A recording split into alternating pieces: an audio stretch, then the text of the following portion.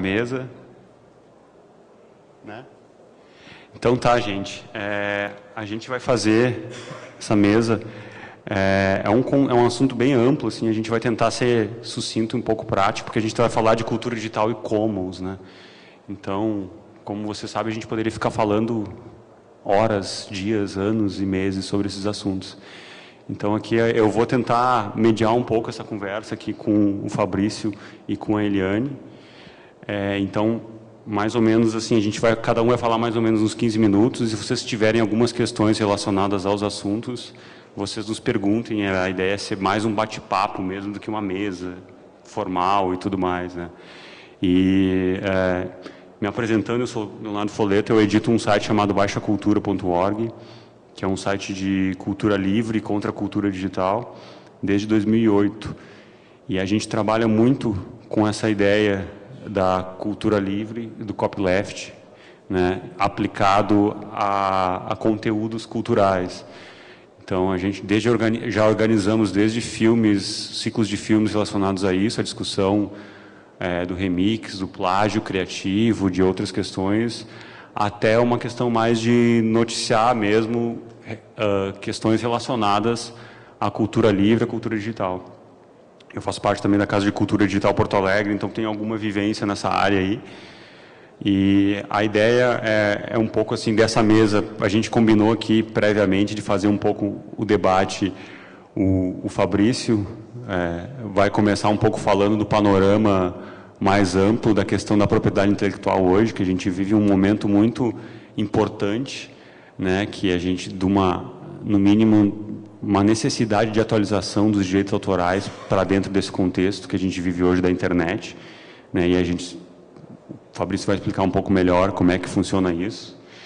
E até porque a gente está daqui a 2 semanas, se eu não me engano, o Ministério da Cultura vai levantar a questão da Lei de Direito Autoral no Brasil, né, que já está há muito tempo tentando ser reformulado e tentando minimamente se adequar às circunstâncias dessa cultura digital que a gente vive hoje.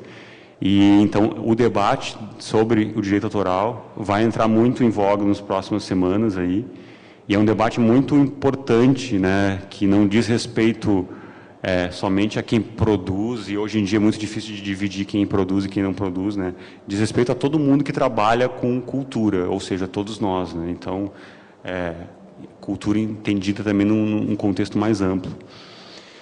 Então, Fabrício Solanha fez parte do Gabinete Digital aqui em Porto Alegre, do Governo do Estado do Rio Grande do Sul, doutorando em Sociologia aqui na URGS, e trabalha com a questão da propriedade intelectual, com governança digital e metodologias de participação digital já faz algum bom tempo. E ele vai um pouco falar da experiência dele. Boa tarde, obrigado, Leonardo, por nos convidar para essa mesa. E eu quero tentar aqui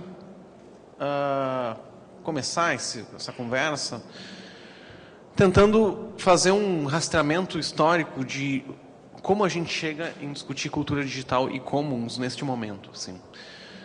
Pensar commons e cultura digital é tentar pensar um pouco fora da caixa e um pouco fora do que se coloca como fundamental, como usual, em pensar a propriedade do conhecimento. Pensar propriedade é pensar como se erigiu, como se construiu o sistema econômico que a gente vive hoje em dia e como se delimitam as fronteiras e as cercas do que é de cada um, ou do que é meu, ou de que é do outro.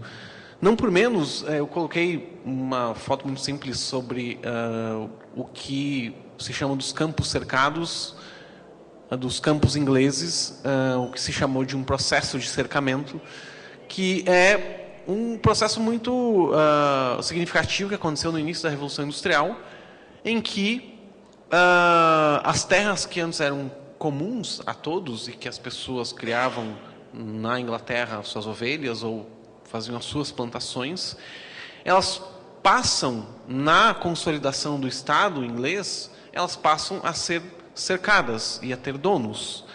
As pessoas que antigamente compartilhavam seus pastos para criar suas ovelhas ou, enfim, plantar, fazer suas plantações, elas passam num primeiro momento, a receber esses títulos de propriedade, a depender, aí no caso, a influência que elas tinham com o governo da época, ou a serem expulsas. E depois formando o que alguns historiadores, como o Macaulay, pesquisou, a massa de mão de obra nas cidades, especificamente em Londres. Não só esse caso, mas esse caso é muito significativo, porque demonstra como um conceito de propriedade que não se existia antigamente, que era a propriedade da terra, se torna fundamental, inclusive, para se construir uma ideia do que é propriedade.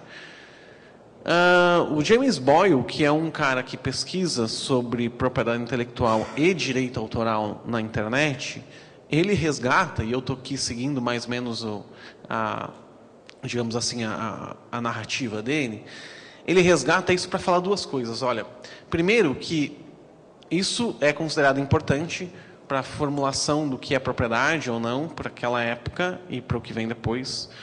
Mas, fundamentalmente, se constrói um discurso que isso foi fundamental para se aumentar a eficiência do uso das terras. O que ele resgata numa pesquisa histórica é que, na verdade, as terras não ficaram mais eficientes porque elas foram cercadas. Elas produziram ou a mesma coisa ou até pior. O que mostrou que esse sistema, de fato, nem era tão mais eficiente assim.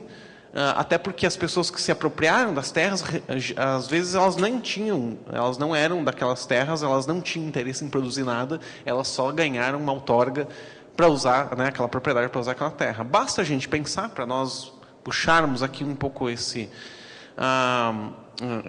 raciocínio, basta pensar como foram as capitanias hereditárias aqui no Brasil. Você tinha um grande lastro de terra, que na verdade se usava muito pouco, só a parte mais no litoral, e das dezenas de capitanias hereditárias, 2 deram certo, foram produtivas nas primeiras décadas. Então, para mostrar que o cercamento de terras, o que o Boyle vai dizer, essa máxima que o cercamento de terras foi fundamental para se mostrar uma eficiência do uso do uso dos recursos, ele não é verdadeiro, ele não se comprova historicamente. Muito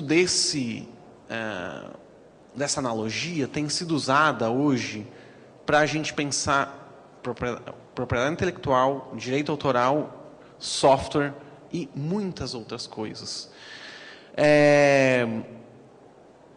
Há o conceito de que, cada vez que nós cercamos alguma coisa, colocamos propriedade, incentivamos e damos, digamos assim, prêmios para quem é o criador, isso vai incentivar outras pessoas a também produzirem. Esse é um debate muito importante que teve no cerne da elaboração do que se chama de leis de direito autoral ou conceito de direito autoral. Na verdade, era um grande debate entre qual é o espaço em que eu incentivo as outras pessoas a usar. Eu dou incentivos, no caso financeiro, para que as outras pessoas digam assim, olha, isso vale a pena eu fazer. E também um certo interesse público, porque afinal, se aquele é um conhecimento a ser compartilhado no sentido de ser publicado, de estar circulando, em algum momento aquilo tem que, digamos assim, tem que ter um interesse público sobre um interesse particular. Esse debate, se você puder passar o slide, por favor, para vocês terem só uma ideia, eu peguei aqui uns excertos só para a gente pensar. Quando se iniciou na Inglaterra o debate sobre os direitos, que direitos tinham sobre exclusividade de exploração sobre livros, se começou no que se chamou da primeira lei, a Lei Ana, quer dizer, para incentivar os livreiros a publicarem os livros.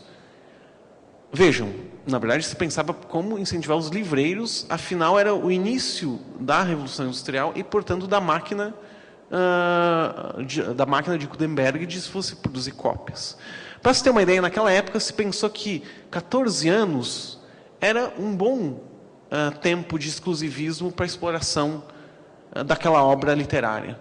Depois, renovável por mais 14, se fosse o caso, por uma renovação régia pela ordem do rei, no caso da rainha. Isso foi se alterando. Lá em 1831, por exemplo, o Congresso americano, até porque Inglaterra e Congresso e os Estados Unidos bebem da mesma fonte de regulação, eles passaram para 28, porque, enfim, para adaptar para uma lei mais moderna. Em 1909, um pouco depois, isso se altera de 28 para mais 28 renováveis. Quer dizer, a gente já tem 56 anos de proteção possível.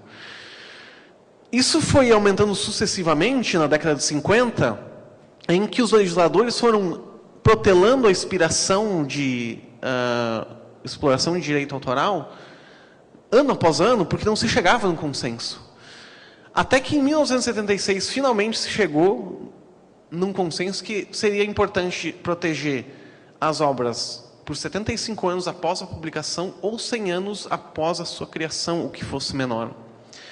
Isso já era bem mais do que os 14 anos, vamos pensar assim. Mas o que é mais estranho é que em 1998, uma chamada Lei Sony Bono, e, portanto, em 1998 nós estamos falando já numa era de internet, né? Ainda era uma era muito de início da internet, mas que, digamos assim, as obras já circulavam em meio digital, é que houve um aumento extraordinário em que, a partir de então, as obras licenciadas por direito autoral, elas valem 75 anos para depois da morte do autor, não é mais a publicação, ou 95 se fosse propriedade de uma empresa. Por que eu falo tanto em direito autoral se, afinal de contas, né, isso aqui é uma área, um fórum de software livre, ainda que nós estejamos falando sobre commons e cultura, né, Leonardo? É porque, no meio disso tudo, você pode passar o slide, por favor, aí? No meio disso tudo, software foi considerado uma obra literária. Volta um pouco, por favor, no slide. Não, mais um. Não, você está voltando para frente. Mais um. Aí, obrigado. Software, no final da década de 60, início de 70, foi considerado uma obra literária. Portanto, ele sofre as mesmas restrições, ou as leis que cuidam de direito autoral também são aplicadas para software. E vejam que engraçado, essa a fonte é do US Patent, que é o lugar onde se registra as patentes nos Estados Unidos, um estudo feito por Hunt, que ele começa a olhar o aumento de pedidos de patentes, não é nem de pedidos, é de patentes concedidas no geral, todas as patentes a linha azul, mas principalmente em 89, como as patentes de software, que no caso são colocados nos Estados Unidos como patentes de negócio, começam a sofrer um salto.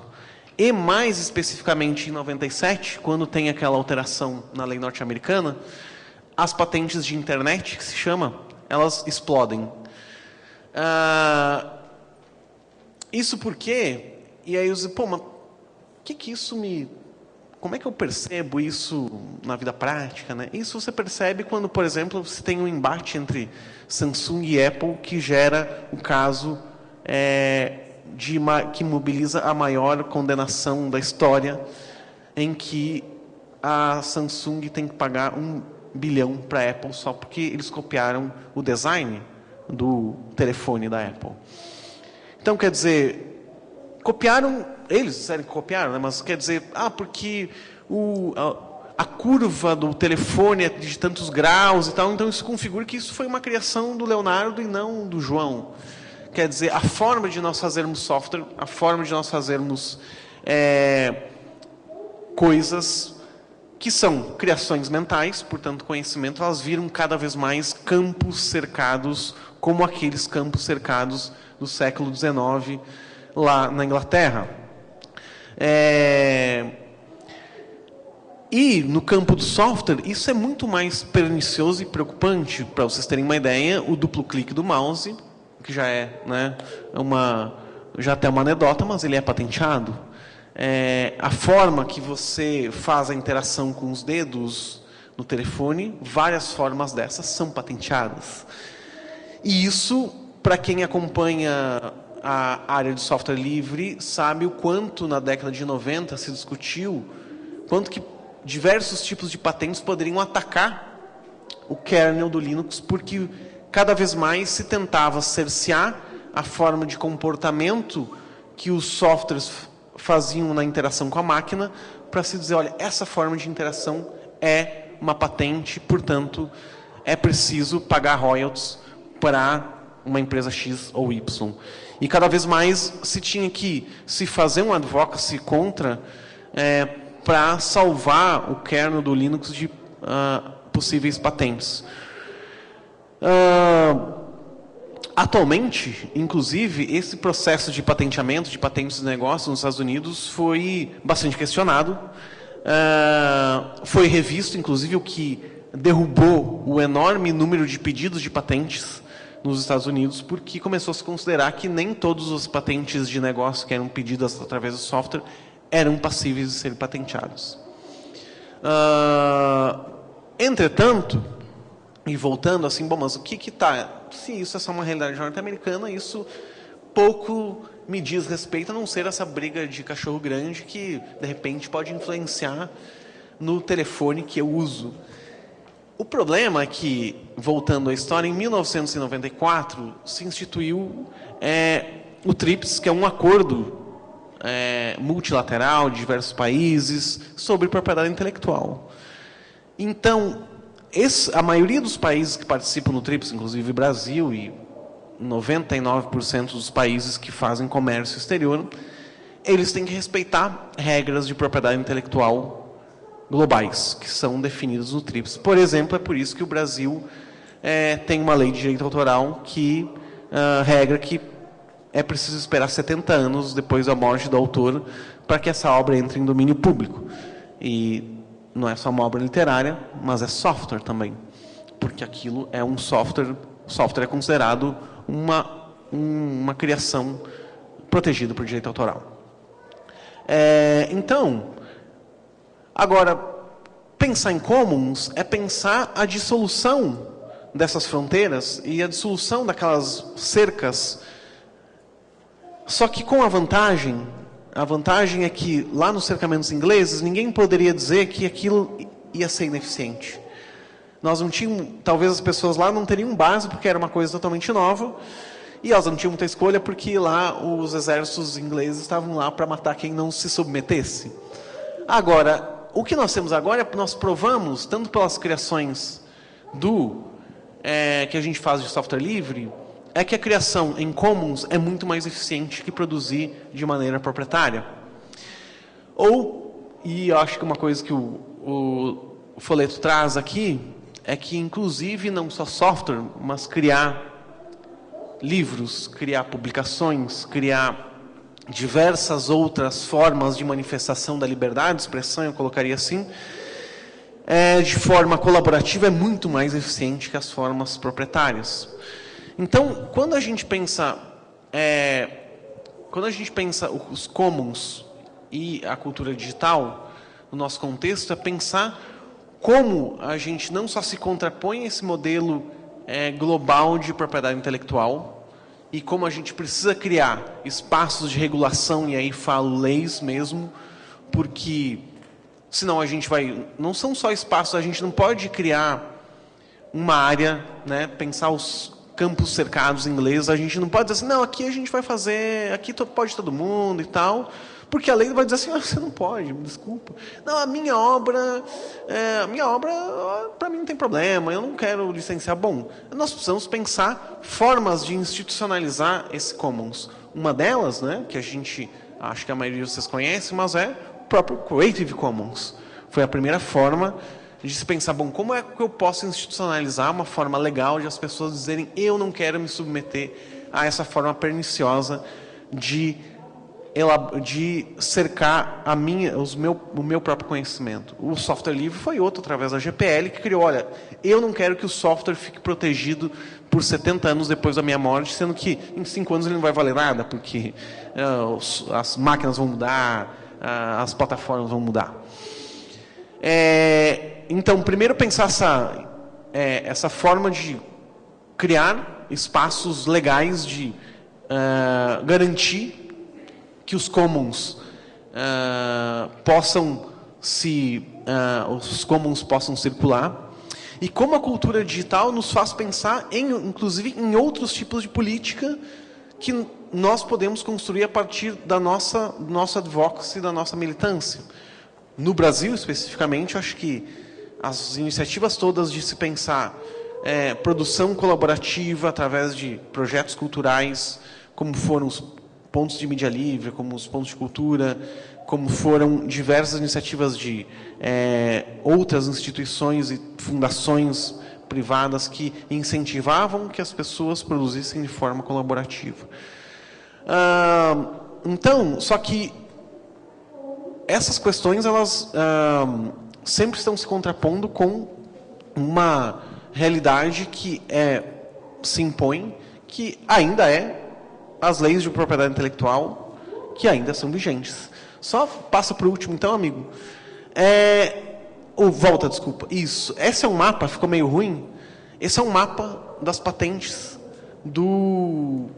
distribuídas pelos países, por país. Quer dizer, quantas patentes tem em cada país. Veja que a América do Sul e África, eles somem nesse mapa.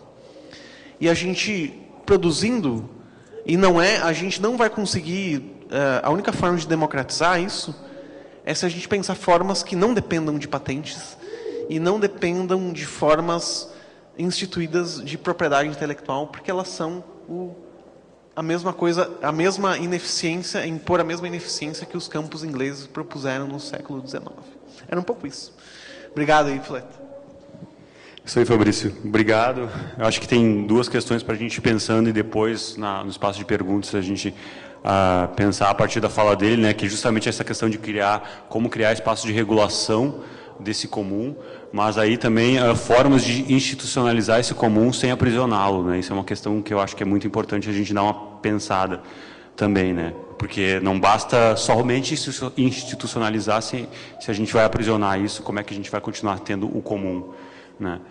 E eu vou passar então a palavra para a Eliane, né? Que a Eliane faz parte da comunidade do LibreOffice e do BR Office aqui no Brasil. Eu queria mais, assim, a tua contribuição, né, especialmente a partir de como é que tu vê a contribuição do LibreOffice nessa constituição do comum, né, como tu vê a ação do LibreOffice aqui no Brasil, nas universidades especialmente, né, na contribuição da manutenção desse comum, né.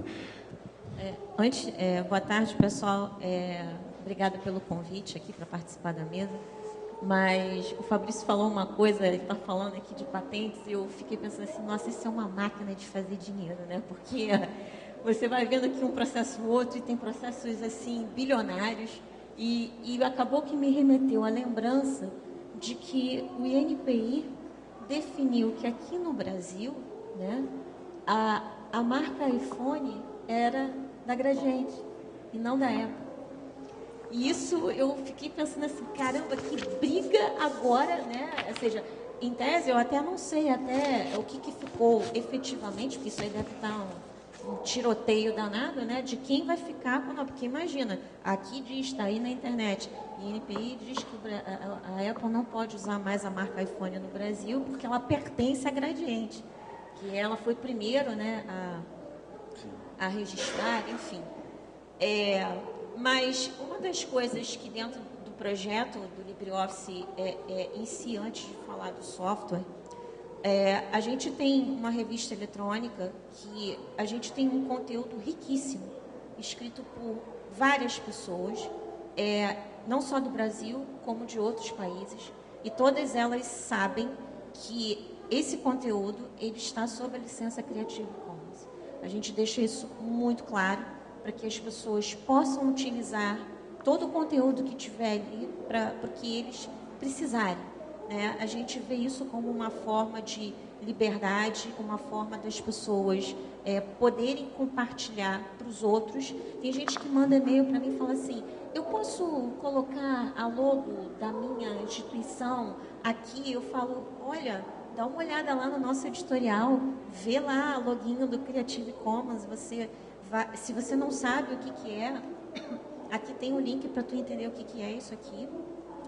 E eu acho, eu fico, enquanto colaborador, esse projeto vai fazer 4 anos já, tá? Uma revista eletrônica que está no formato PDF, e a gente faz questão de disponibilizar o arquivo fonte.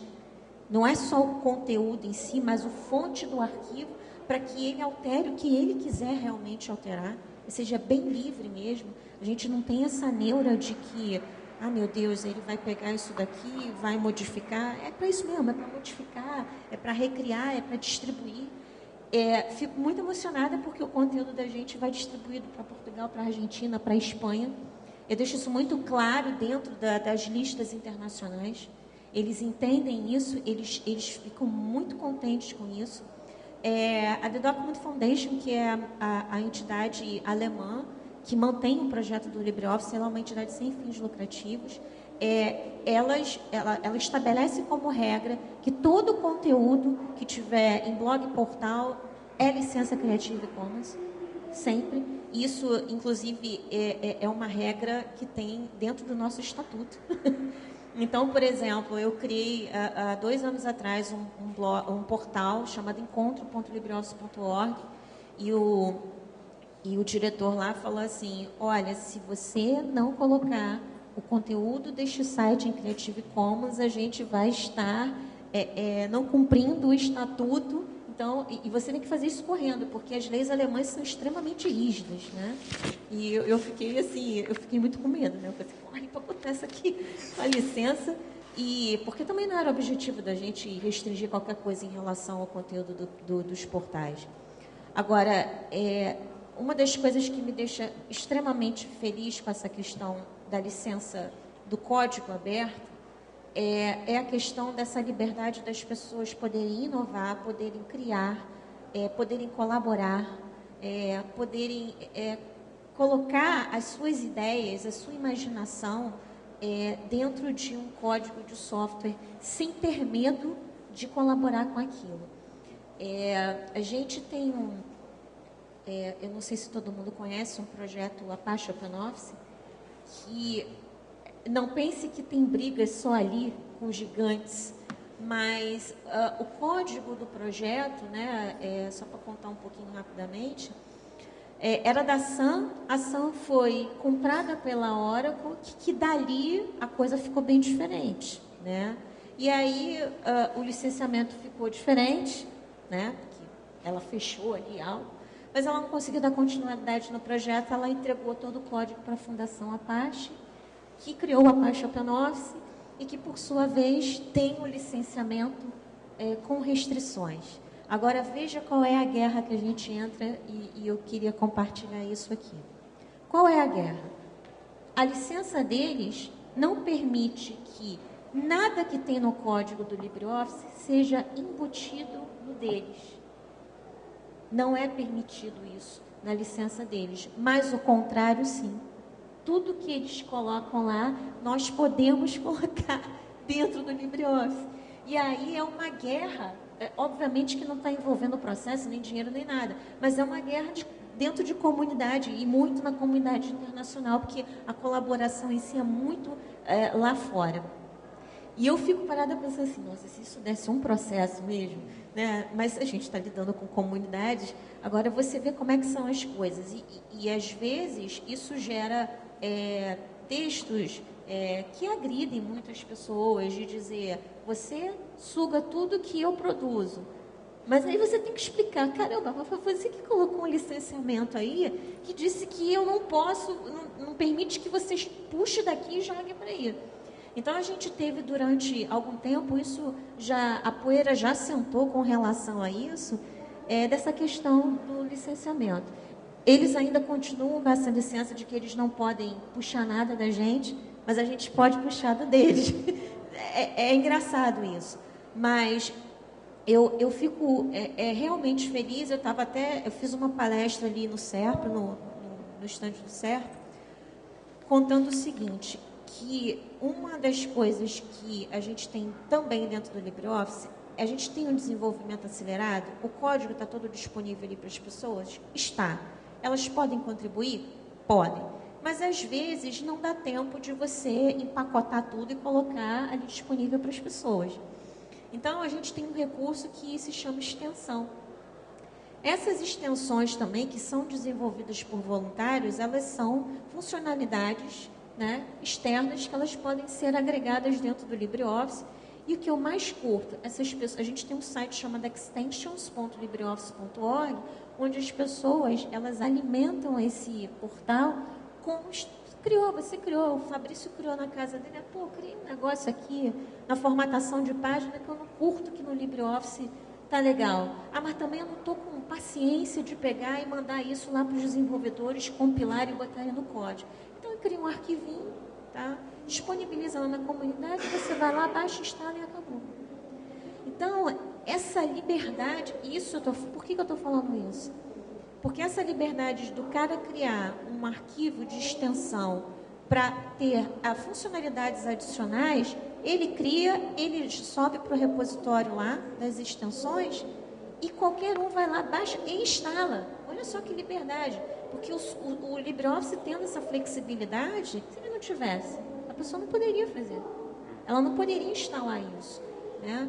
Então, a gente tem isso, é muito claro, de que toda colaboração, seja em código, seja em conteúdo, ela tem que ter uma licença 100% aberta. E uma das coisas que me deixa muito contente com esse projeto é o seguinte, a gente tem força hoje, graças a doações do mundo inteiro, para que o projeto se mantenha.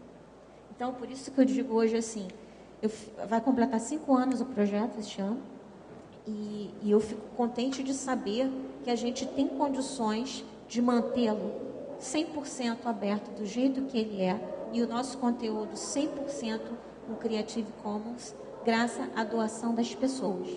Aqui no Brasil também tem doações. As pessoas doam, seja R$1, R$10, tem gente que doa 1.000, não importa. Isso também é uma outra coisa importante, que é tudo colocado com transparência no portal, para que as pessoas saibam para onde o dinheiro dela foi investido. Inclusive, no final do mês vai ter aí o LibreOffice para Android, que foi desenvolvido pagando uma empresa para desenvolver com o dinheiro da doação. Então, eu gosto de saber que o projeto pode ser mantido porque pessoas se preocupam com isso, elas doam, seja 1 centavo, mas elas doam para que o projeto ande dessa forma, todo aberto e com conteúdo aberto. É isso. Obrigado, Eliane. Eu acho que foi legal a tua contribuição. Também, a partir daquela questão que eu levantei, que o Fabrício levantou, né, de criar formas de institucionalizar, né, o comum sem aprisioná-lo. E quando a fundação que mantém o LibreOffice estabelece que todo conteúdo tem que ser compartilhado em Creative Commons, ela está, de alguma forma, colocando um mecanismo para que isso se propague dessa forma, né?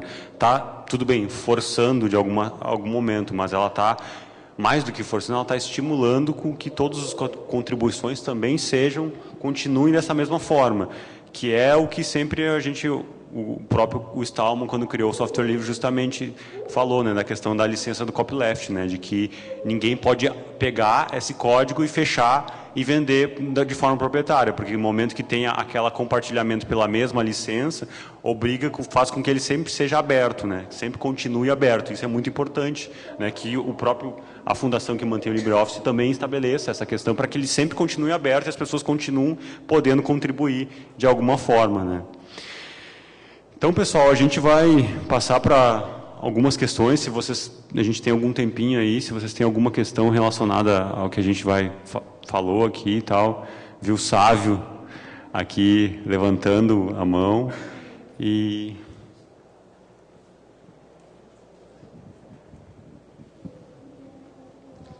Opa, boa tarde, né? Boa noite, enfim. Bem, pessoal, meu nome é Sávio e eu gostei demais assim, das reflexões e tudo. E eu queria fazer um pouco um comentário, mas que também me esclarecesse alguns pontos que, pelo menos na minha cabeça, que ficaram... Estou tentando encontrar um caminho. Eu fui anotando aqui, por exemplo, quando a gente fala de comum, eu lembrei do trabalho do Pablo de Soto, do Mapeando Comum, né, e essa ideia e quando vem a questão da institucionalização, acho que é justamente a ideia do copyleft, que é de tipo assim, porque às vezes se tem a impressão, essa discussão veio muito com o Marco Civil, com a ideia de que se tivesse uma lei da internet, então não é livre. Não, na verdade é o contrário, né? Porque você tem uma lógica de poder que pode se apropriar daquilo justamente porque não está institucionalizado, né? Numa maneira... Aí vem eu estabeleci um link aqui com... apesar de ser um texto bem... ideológico, assim, o Manifesto do Partido Comunista, do Marx, ele fala do direito, que o direito é um direito burguês, né? Ele expressa exatamente essa... e aí veio a preocupação com o seguinte, com como que... Ou seja, se a gente vai institucionalizar, nós vamos criar leis, ok. Estabelecer o link com, por exemplo, um Participa BR, por exemplo, é fundamental para que não seja a legislação, a institucionalização não seja uma institucionalização que não represente a maioria, ou pelo menos a pluralidade, a diversidade da população, né? Porque senão a gente corre esse risco da gente cair nessa, né? Não vou institucionalizar, ok, massa e tal, e você cria uma lei que não representa efetivamente. Então, eu queria saber se essa ideia do Commons, eu lembrei do Negri, enfim, é um autor que eu gosto bastante. Lembrei do Negri, lembrei dessa questão do Pablo de Soto. Então, assim, eu queria saber se essa ideia, tanto do direito que o Marx coloca, né, ela é relevante para esse tipo de discussão no sentido da lei do direito autoral, né, por exemplo, porque a gente sabe, assim, no livro do Lessig, por exemplo, tem a questão do avião. Eu lembro dessa questão, acho esse exemplo extremamente didático. Porque o que acontece? A tendência geralmente é fazer existe aquele lobby, aquela mobilização para falar, não, mas olha só, cara, na verdade a gente tem que manter determinada coisa e tal, e não sei o quê. E no caso do livro do Lessig lá, o juiz decide e fala assim, pô, a gente não vai deixar de existir, por exemplo, um avião proibir, né, ou dificultar que ele seja um meio de transporte, enfim, por causa de um conceito de propriedade que a gente tem que limitar. Então, eu gostaria, assim, de um comentário sobre essas questões que eu levantei, para ver se eu consigo, de alguma forma, colocar isso num caminho, numa trilha que talvez faça mais sentido. Está meio caótico aqui, né? Dá para resumir de alguma forma a tua pergunta também, né, de como que a gente vai enfrentar o lobby das indústrias culturais para manter esse comum a partir das reformas das leis de direito autoral que estão se estabelecendo, né? É uma questão que eu também tenho muita curiosidade de saber, e eu até tinha notado de pedir a opinião do Fabrício sobre isso. Vamos lá tentar responder de alguma maneira. Eu acho que a maneira mais fácil para a gente pensar mais praticamente, mais na prática sobre isso, é pensar que o que se convenciona para pensar GPL, ela é categorizada como um hack jurídico. justamente porque ela usa... Quando o Stallman estava pensando, ele não pensou assim, não acordou um dia e pensou, putz, eu tenho que fazer GPL, assim, ou eu tenho que fazer um movimento de software livre. Foi tudo um encadeamento de fatores que começou primeiro com... Ele mantinha e mantém ainda, né, o Emacs, que é um editor de textos para programação e tal, que era aberto, como milhares de softwares eram abertos na época. Aliás, software até a década de 80, todos eram abertos, porque as plataformas não conversavam entre si. E eles começam a ser fechados justamente porque eles viram direito de propriedade intelectual. Stallman não estava gostando disso, mas ele não sabia o que fazer. Até que alguém pega o código do Emacs, que era aberto, e cria uma coisa chamada Gosmex, fechado. Mas pior do que isso, essa empresa que criou o Gosmex, ela disse assim, olha, um cara chamado Stallman está usando o meu código, e aquele código é minha propriedade. Isso obrigou o Stallman a reprogramar boa parte do Emacs, que ele mesmo tinha feito. Então ele pensa assim, eu tenho que fazer uma forma disso não acontecer mais, eu não quero recriar uma coisa que eu já fiz por conta da propriedade intelectual. E aí que ele começa a pensar na GPL. Então ele pensa, eu vou usar a própria direito autoral para criar uma forma de me proteger e, ao mesmo tempo, criar liberdades ao invés de criar restrições. Então, eu acho que com a GPL a gente pode ter uma analogia como a gente pode pensar as legislações que criem mais liberdades do que restrições, mesmo elas tendo sido criadas para restringir, mas que a gente possa fazer um hack jurídico na lei de direito autoral, na lei que regula cinema, o software, coisa assim. A gente tem mais uns 3 minutos aqui, eu acho que nem sei se dá para a gente fazer alguma pergunta, mas acho que dá para a gente encaminhar alguma questão, nos procurem agora na saída aqui da mesa, né? Porque a gente está com o tempo corrido aqui. Então eu queria agradecer aqui o convite, a participação. Eu sei que foi um tempo meio curto para as reflexões que a gente tem, que são muito complexas às vezes, para esse pouco espaço, mas acho que é importante a gente entender isso, né, de ter esse panorama da propriedade intelectual e do comum muito presente nas nossas ações, tanto culturais quanto de software. Software também é uma cultura, também é cultura, produção humana, né? Então é isso. Obrigado, valeu.